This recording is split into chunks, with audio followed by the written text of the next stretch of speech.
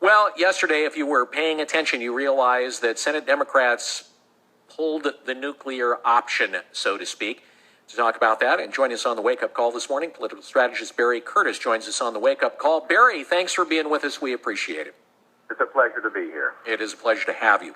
Okay, so the Senate Democrats yesterday bowled over the Republicans to win approval for their highly controversial rule change, which limits the GOP's ability to block nominees, although in the future it may work the opposite way.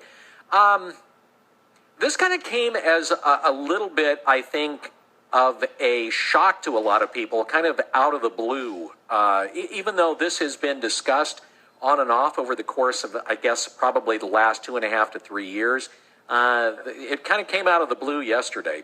It did. This was more than just a procedural parliamentary change.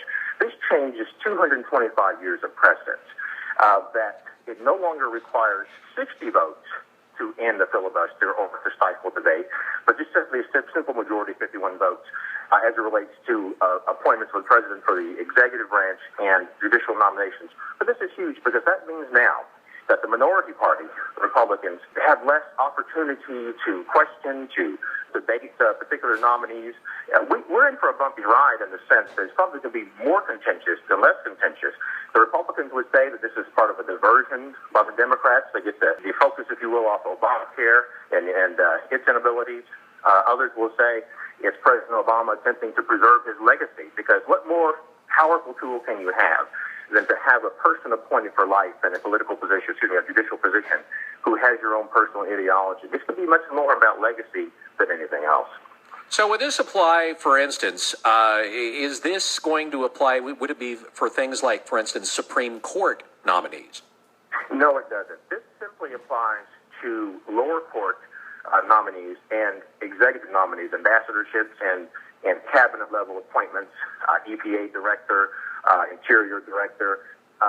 What's interesting, though, is although it does not apply to Supreme Court nominees, it does apply to appellate courts, and particularly the D.C. appellate court, which is the most powerful court under the Supreme Court, which has 3 vacancies, a very key court.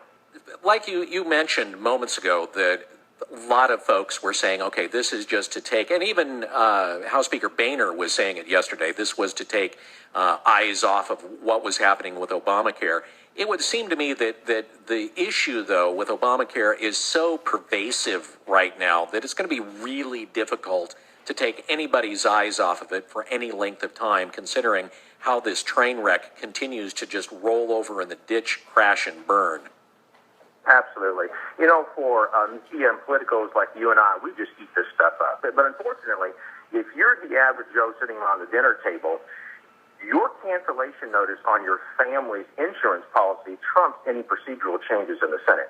But what the president did do with this is he kind of ginned up the base. This stuff here really gets the ire up of the conservative base and the liberal base, because this is all about political maneuvering, and this is all about judges and the legacy and an activist liberal court to, amongst other things, defend Obamacare from court challenges. You know, and it's interesting that you bring that up, because my next point was going to be about politics. One of the Senate Democrats who was instrumental in pushing this was one of ours from Oregon, Senator Jeff Merkley, who yesterday was claiming victory.